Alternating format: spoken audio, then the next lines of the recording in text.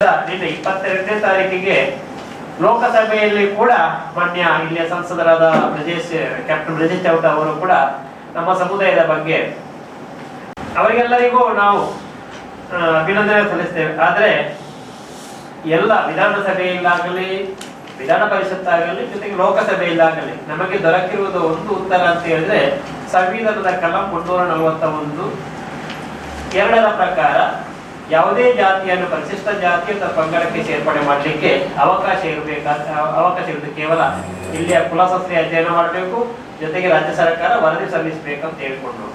ನಿಜವಾದ ನಮ್ಮ ಬೇಡಿಕೆ ಇರುವುದು ಹಾಗಲ್ಲ. 1950ರ ಶೆಡ್ಯೂಲ್ಡ್ ಕಾಸ್ಟ್ ಆರ್ಡರ್ ಏನುಂಟು ಅದರ ಪ್ರಕಾರ ನಮ್ಮ ಸಮುದಾಯ ಪರಿಶಿಷ್ಟ ಜಾತಿ ಪಟ್ಟಿಗೆ ಸೇರಿತ್ತು. ಸಂವಿಧಾನದ ಎರಡು ಕಲಂಗಳು, ಕಲಂ 341(1) ಮತ್ತು 341(2) ಇದು ಸ್ಪಷ್ಟವಾಗಿ ಪರಿಶಿಷ್ಟ ಜಾತಿಯ ಅಧ್ಯಾದೇಶಕ್ಕೆ ಸಂಬಂಧಪಟ್ಟದ್ದು.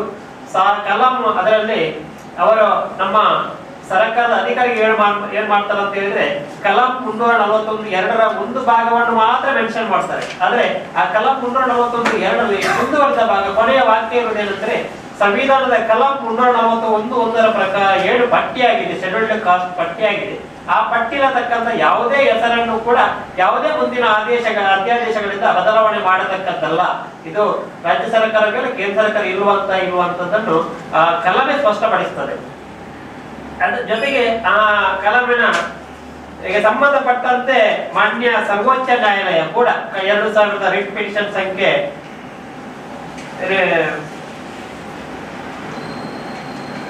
ಬಿಹಾರದ ಕೇಸಲ್ಲಿ ಮಾನ್ಯ ಸರ್ವೋಚ್ಚ ನ್ಯಾಯಾಲಯ ರಿಟ್ ಪಿಟಿಷನ್ ಸಂಖ್ಯೆ 18802 ಡಾಕ್ಟರ್ ಭೀಮರಾವ್ ಅಂಬೇಡ್ಕರ್ ವಿಚಾರಮಂಚಿ ಪಾಟ್ನಾ ಮತ್ತು ಬಿಹಾರ ಸರ್ಕಾರ ಮತ್ತು ಇತರ ಈ ಪ್ರಕರಣದಲ್ಲಿ ಸ್ಪಷ್ಟವಾಗಿ ಸಂವಿಧಾನದ ಕಲಂ 341(2)ರಲ್ಲಿ 7 ಅಂಶಗಳು ಉಲ್ಲೇಖಿಸಿದೆ, ಅದನ್ನು ಸ್ಪಷ್ಟಪಡಿಸಿದೆ. ಜೊತೆಗೆ ಯಾವುದೇ ಸರ್ಕಾರ ಕೂಡ ತಿದ್ದುಪಡಿ ಮಾಡುವಂತದ್ದು, ಬದಲಾವಣೆ ಮಾಡುವಂತದ್ದು, SC ಇಂದ ST ಸೇರ್ಪಡೆ ಮಾಡುವಂತದ್ದು, SC ಕ್ಯಾಟಗರಿಯಿಂದ ಆ ಪಟ್ಟಿಯಿಂದ OBC ಕಳಿಸುವಂತದ್ದು ಯಾವುದಕ್ಕೂ ಅವಕಾಶ ಇಲ್ಲ ಅಂತ ಸುಪ್ರೀಂ ಕೋರ್ಟ್ ಕೂಡ ಪ್ರಕರಣದಲ್ಲಿ ಕಳೆದ ಜುಲೈ 2024ರಲ್ಲಿ ಪ್ರಕರಣದಲ್ಲಿ ಸ್ಪಷ್ಟಪಡಿಸಿದೆ. ಮುಖ್ಯವಾಗಿ ನಾವು ಗಮನಿಸಬೇಕಾದದ್ದು ಕಳೆದ 50-60 ವರ್ಷಗಳು ನಮ್ಮ ಮನವಿಗಳು ಹೋಗ್ತಾ ಇದೆ ರಾಜ್ಯ ಸರ್ಕಾರಕ್ಕೆ. ರಾಜ್ಯ ಸರ್ಕಾರ ನಮ್ಮ ಜಾತಿಯ ಬಿಟ್ಟಿದ್ದರ ಬಗ್ಗೆ ಯಾವುದೇ ಚಿಂತನೆ ಮಾಡಿಲ್ಲ, ಕೇವಲ ಒಂದು ಅಸಂಪ್ಷನ್ ಮೇಲೆ ವರದಿಗಳನ್ನು ಸಲ್ಲಿಕೆ ಆಗ್ತಾ ಇದೆ. ಇಲ್ಲಿ ಅಧಿಕಾರಿಗಳು ಕೂಡ ಸಂವಿಧಾನದ 2 ಕಲಂಗಳನ್ನು ಸ್ಪಷ್ಟವಾಗಿ ಗಮನಿಸಿಲ್ಲ. ಬಹುಶಃ ವರದಿಗಳನ್ನು ಸಲ್ಲಿಸುವಾಗ ನಮ್ಮ ಸಮುದಾಯದ ಬಗ್ಗೆ ರಿಪೋರ್ಟ್ಗಳನ್ನು ಸಬ್ಮಿಷನ್ ಮಾಡುವಾಗ ಕೇವಲ ನಾವು ಹೊಸದಾಗಿ ಬೇಡಿಕೆ ಸಲ್ಲಿಸಿದ್ದೇವೆ ಎನ್ನುವ ಭಾವನೆಯಲ್ಲಿ ಸಲ್ಲಿಸ್ತಾ ಇದ್ದಾರೆ, ವರದಿಗಳನ್ನು ಸರ್ಕಾರಕ್ಕೆ ಸಲ್ಲಿಸ್ತಾ ಇದ್ದಾರೆ. ಮಾನ್ಯ ಕರ್ನಾಟಕ ರಾಜ್ಯ ಸರ್ಕಾರದ ಸಮಾಜ ಕಲ್ಯಾಣ ಸಚಿವಾಲಯದ ಕಾರ್ಯದರ್ಶಿ ಕೂಡ ಈಗಾಗಲೇ ಮನವರಿಕೆ ಮಾಡಿದ್ದೇವೆ.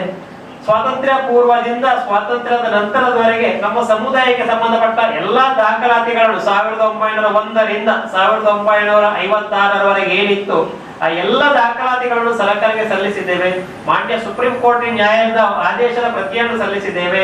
ಜೊತೆಗೆ ಈ 1956 ಭಾಷಾವಾರು ಪ್ರಾಂತ್ಯ ಆಯಿತು, ಆ ಪ್ರಾಂತ್ಯಗಳಿಗೆ ಬೇರೆ ಬೇರೆ ರಾಜ್ಯಗಳ ವಿಂಗಡಣೆ ಇತ್ತು. ಆ ರಾಜ್ಯಗಳಿಗೋಸ್ಕರ ಕೇಂದ್ರ ಸರ್ಕಾರ ವಿಶೇಷ ಶೆಡ್ಯೂಲ್ಡ್ ಕಾಸ್ಟ್ ಮತ್ತು ಶೆಡ್ಯೂಲ್ಡ್ ಟೈಪ್ ಈ ಆದೇಶ ಮಾಡಿಫಿಕೇಶನ್ ಆರ್ಡರ್ ಜಾರಿ ಮಾಡಿತ್ತು. ಅದರಲ್ಲಿ ಆಯಾ ರಾಜ್ಯಕ್ಕೆ ಸಂಬಂಧಪಟ್ಟ ಪರಿಶಿಷ್ಟ ಜಾತಿ ಪರಿಶಿಷ್ಟ ಪಂಗಡಗಳನ್ನ ಗುರುತಿಸಿತು. 1950ರಲ್ಲಿ ನಮ್ಮ ಜಾತಿಯನ್ನು ಕೂಡ ಆವಾಗ ಮೈಸೂರು ರಾಜ್ಯ ಆಯಿತು 1956ರಲ್ಲಿ. ಅದಕ್ಕಾಗಿ ನೇಮಿಸಿದಂತಹ ಕಾಕಾ ಸಾಹೇಬ್ ಕಳೆಕರ್ ಕಮಿಷನ್ ರಿಪೋರ್ಟ್ ಏನು ಕಾಕಾ ಸಾಹೇಬ್ ಕಮಿಷನ್ ಕೂಡ ನಮ್ಮ ಜಾತಿಯನ್ನು ಮೈಸೂರು ರಾಜ್ಯಕ್ಕೆ ಪರಿಶಿಷ್ಟ ಜಾತಿಗೆ ಸೇರ್ಪಡೆ ಮಾಡಲಿಕ್ಕೆ ಶಿಫಾರಸು ಮಾಡಿ ವರದಿ ಸಲ್ಲಿಸ್ತದೆ. ಆದ್ರೆ 50ರಲ್ಲಿ ಆದೇಶ ಕಾಯ್ದೆ ಜಾರಿಗೆ ಬಂದಾಗ ಮೈಸೂರು ರಾಜ್ಯಕ್ಕೆ ಸಂಬಂಧಪಟ್ಟಂತೆ ದಕ್ಷಿಣ ಕನ್ನಡ ಜಿಲ್ಲೆ, ಆವಾಗ ಉಡುಪಿ ಮತ್ತು ದಕ್ಷಿಣ ಜಿಲ್ಲೆ ಒಟ್ಟಿಗೆ ಇತ್ತು. ಉಡುಪಿ ಜಿಲ್ಲೆ ಮತ್ತು ಮೈಸೂರು ಜಿಲ್ಲೆ ಕೊಳ್ಳೇಗಾಲ ತಾಲೂಕಿಗೆ ಸಂಬಂಧಪಟ್ಟಂತೆ ಒಂದು ವಿಶೇಷ ಪಟ್ಟಿ ಇರುತ್ತದೆ. ಆ ಪಟ್ಟಿಯಲ್ಲಿ ಸಹಜವಾಗಿ ಇರಬೇಕಾದ ಕುಡುಂಬಿ ಹೆಸರು, ಆದ್ರೆ ಆ ಪಟ್ಟಿಯಲ್ಲಿ ಕುಡುಂಬಿ ಇಲ್ಲ ಕುಡುಂಬನಾಗಿದೆ. ಅದರಿಂದ ಒಟ್ಟು ಇದು ಸಂವಿಧಾನದ ತಿದ್ದುಪಡಿಯ ಲೋಪದಿಂದ ನಮ್ಮ ಜಾತಿಯ ಹೆಸರು ಬಿಟ್ಟು ಹೋಗಿರುವುದು. ನಾವು ಕಳೆದ ಸಲ ಕೂಡ ದೊಡ್ಡ ಮಟ್ಟದ ಪ್ರತಿಭಟನೆ ನಡೆಸಿ ಸಾಮಾಜಿಕ ನ್ಯಾಯಕ್ಕಾಗಿ ಹಕ್ಕೊತ್ತಾಯ ಜಾಥಾ ನಡೆಸಿದೆವು. ಒಟ್ಟಿನಲ್ಲಿ ಸಂವಿಧಾನದ ತಿದ್ದುಪಡಿ ಲೋಪದ್ದಾಗಿರತಕ್ಕಂಥ ಇದನ್ನ ರಾಜ್ಯ ಸರ್ಕಾರ ತತ್ಕ್ಷಣವಾಗಿ ಕೇಂದ್ರ ಸರ್ಕಾರಕ್ಕೆ ವರದಿ ಸಲ್ಲಿಸಬೇಕು. ವರದಿ ಸಲ್ಲಿಸಬೇಕು ಅಂತ ಆಗ್ರಹ ಮಾಡ್ತಿದ್ವಿ. ಜೊತೆಗೆ ಸಂವಿಧಾನದ ಲೋಪ ಆಗಿರೋದ್ರಿಂದ, ತಿದ್ದುಪಡಿ ಲೋಪ ಆಗಿರೋದ್ರಿಂದ ಈಗಾಗಲೇ ರಾಜ್ಯದ ಎಲ್ಲ ಲೋಕಸಭಾ ಸದಸ್ಯರಿಗೆ ಮನವರಿಕೆ ಮಾಡಿದ್ದೇವೆ, ಅಪೀಲ್ ಮಾಡಿದ್ದೇವೆ, ದಾಖಲೆಗಳನ್ನು ಸಲ್ಲಿಸಿದ್ದೇವೆ. ಅವರು ಕೂಡ ಈ ದಕ್ಷಿಣ ಕನ್ನಡ ಜಿಲ್ಲೆಯ, ಕರ್ನಾಟಕ ರಾಜ್ಯದ ದಕ್ಷಿಣ ಕನ್ನಡ ಜಿಲ್ಲೆಯ ಕುರುಬಿ ಸಮುದಾಯಕ್ಕೆ ಸಾಮಾಜಿಕ ನ್ಯಾಯ ಒದಗಿಸಿಕೊಡಲು ಪ್ರಯತ್ನ ಪಡಬೇಕು. ಲೋಕಸಭೆಯ ಮಟ್ಟದಲ್ಲಿ ಅವಕಾಶಗಳು ಉಂಟು, ಇಲ್ಲಿಯ ವರದಿ ಇಲ್ಲದಿದ್ರೂ ಕೂಡ ಅಲ್ಲಿ ಕೂಡ, ಯಾಕಂದ್ರೆ ಸಂವಿಧಾನ ತಿದ್ದುಪಡಿ ಲೋಪ ಆಗಿರೋದ್ರಿಂದ ಅಲ್ಲಿ ಮಾಡಿಸಿಕೊಳ್ಳುವಂತಹ ಅವಕಾಶಗಳು ಉಂಟು. ಅದಕ್ಕೆ ಮಾನ್ಯ ಎಲ್ಲಾ ಲೋಕಸಭಾ ಸದಸ್ಯರು ಕೂಡ ಪ್ರಯತ್ನ ಮಾಡಬೇಕು. ರಾಜ್ಯ ಸರ್ಕಾರ ಕೂಡ ನಮ್ಮ ಸಮುದಾಯಕ್ಕೆ ಆಗಿರುವಂತಹ ಅನ್ಯಾಯದ ಬಗ್ಗೆ ಸಂವಿಧಾನ ತಿದ್ದುಪಡಿ ಲೋಪದಿಂದ ಆಗಿರತಕ್ಕಂತಹ ಈ ಲೋಪವನ್ನ ಕೇಂದ್ರ ಸರ್ಕಾರಕ್ಕೆ ಮನವರಿಕೆ ಮಾಡಿಕೊಳ್ಬೇಕು, ವಿನಂತಿ ಮಾಡಿಕೊಳ್ತಿದ್ದೇವೆ, ಆಗ್ರಹ ಮಾಡ್ತಿದ್ದೇವೆ.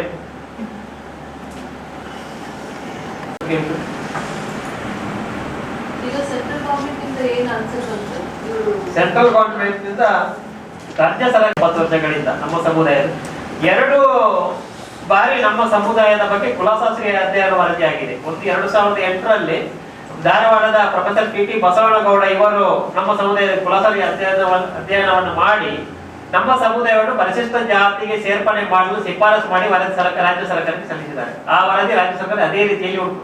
ಯಾವುದೇ 2010ರಲ್ಲಿ ಆಗಿದೆ, 7ಕ್ಕೆ ಕೊಟ್ಟು ಅದನ್ನು ಹಾಗೆ ಇಟ್ಟರು. 2016ರಲ್ಲಿ ಮಗದೊಮ್ಮೆ ನಮ್ಮ ಸಮುದಾಯದ ಬಗ್ಗೆ ಕುಲಶಾಸ್ತ್ರೀಯ ಅಧ್ಯಯನ ಮಾಡಲಿಕ್ಕೆ ರಾಜ್ಯ ಸರ್ಕಾರ ಆದೇಶ ಹೊರಡಿಸಿತು. ಅವರು ಪ್ರೊಫೆಸರ್ ಮನೋಹರ್ ಯಾದವ್, ಮೈಸೂರಿನ ಪ್ರೊಫೆಸರ್ ಮನೋಹರ್ ಯಾದವ್ ಅಂತ ಅವರ ನೇಮಕ ಮಾಡಿದ್ದು. ಅವರು ಕೂಡ 2020ರಲ್ಲಿ ನಮ್ಮ ಸಮುದಾಯದ ಬಗ್ಗೆ ಕುಲಶಾಸ್ತ್ರೀಯ ಅಧ್ಯಯನ ನಡೆಸಿ ವರದಿ ಸಲ್ಲಿಸಿದ್ರು. ಅವರು ಪರಿಶಿಷ್ಟ ಪಂಗಡಕ್ಕೆ ಸೇರ್ಪಡೆ ಮಾಡಲು ಶಿಫಾರಸು ಮಾಡಿದ್ರೆ, ಪರಿಶಿಷ್ಟ ಜಾತಿಗೂ ಶಿಫಾರಸು ಆಗಿದೆ, ಪರಿಶಿಷ್ಟ ಪಂಗಡಕ್ಕೂ. ಆದ್ರೆ ರಾಜ್ಯ ಸರ್ಕಾರದ ಮಟ್ಟದಲ್ಲಿ ಅವಧಿಗಳು ಇಲ್ಲೇ ಪಡೆಯುತ್ತದೆ ಕಳೆದ ಅಷ್ಟು ವರ್ಷಗಳಿಂದ. ವರದಿ ಸರ್ಕಾರಕ್ಕೆ ಮನ್ನಣೆ ಆಗಿದೆ, 2 ವರದಿಗಳು ಸರ್ಕಾರದ ಇದರಲ್ಲಿ ಇತ್ತು. ಆದ್ರೆ ಆ ವರದಿಗಳು ಅಗತ್ಯ ಇರುವುದಿಲ್ಲ ನಮ್ಮ ಕೇಸಲ್ಲಿ. ಎಸ್ಪೆಷಲಿ ಹೊಸದಾಗಿ ನಮ್ಮ ಇದು ಬೇಡಿಕೆ ಅಲ್ಲ, ನಮ್ಮ ಜಾತಿಯನ್ನು ಹೊಸದಾಗಿ ಸೇರ್ಪಡೆ ಮಾಡಿಕೊಳ್ಳೋದು ಬೇಡಿಕೆ ಅಲ್ಲ. ಇದ್ದ ಹಕ್ಕನ್ನು ನಮ್ಗೆ ಮರಳಿ ಕೊಡಿ ಅಂತ ಹೇಳಿಕೊಂಡು. ಅದಕ್ಕಿಂತ ಪೂರ್ವದಲ್ಲಿ ಇನ್ನೊಂದು ಉಂಟು. 1936ರಲ್ಲಿ ಬ್ರಿಟಿಷ್ ಸರ್ಕಾರ scheduled cost order the British ಒಂದು ಕಾಯ್ದೆ ತರುತ್ತೆ.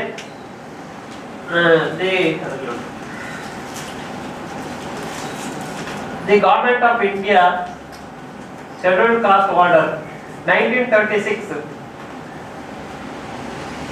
The Government of India Scheduled Caste Order 1936. ಇದರಲ್ಲಿ ಕೂಡ ಕುರುಬಿ ಜಾತಿಯನ್ನು ಮದ್ರಾಸ್ ಪ್ರಾಂತ್ಯಕ್ಕೆ ಪರಿಶಿಷ್ಟ ಜಾತಿ ಅಂತ ಪರಿಗಣಿಸುತ್ತಾರೆ. ಅದಕ್ಕಿಂತ ಮುಂಚೆ 1930ರಲ್ಲಿ ಡಿಪ್ರೆಸ್ಡ್ ಕ್ಲಾಸ್ ಅಂತ ಆಗಿದೆ. ಅದರಲ್ಲಿ ಕೂಡ ಡಿಪ್ರೆಸ್ಡ್ ಕ್ಯಾಟಗರಿ ಆಗಿದ್ದುಕೊಂಡು ನಮ್ಮ ಸಮುದಾಯಕ್ಕೆ ಆ ಸಂದರ್ಭದಲ್ಲಿ DC ಜಾಗವನ್ನ ಮಂಜೂರಾತಿ ಮಾಡಿದ್ದಾರೆ.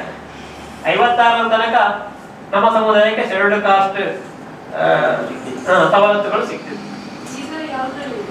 ಈಗ ಪ್ರವರ್ಗ 1ರಲ್ಲಿ ಇದೆ, ಪ್ರವರ್ಗ 1.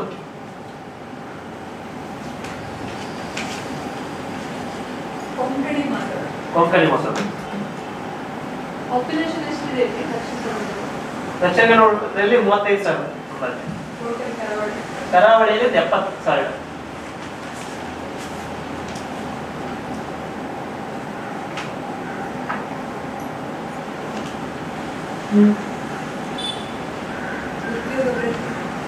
ಹೊಲ ಕೃಷಿ ಮತ್ತು ಕೂಲಿ ಕೆಲಸಗಳು ಜಾಸ್ತಿ.